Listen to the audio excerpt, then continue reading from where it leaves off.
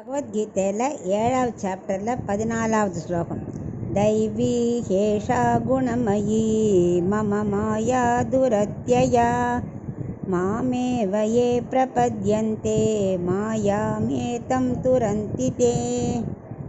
இப்போ இதுக்கு அர்த்தத்தை பார்க்கலாம்.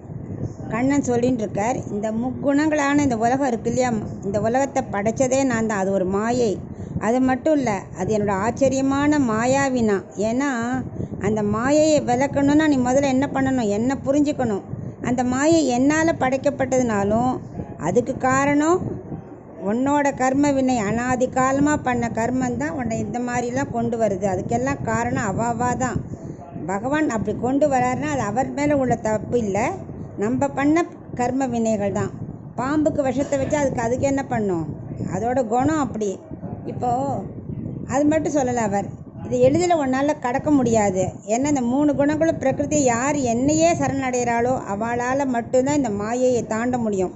ஏன்னா இந்த மாய வலையில் விழுந்தவர்கள் என் திருவடியை சரணடையாவிட்டால் அவர்கள் சம்சார சாகரத்தை கடக்கிறதே இல்லை அப்படிங்கிறார்.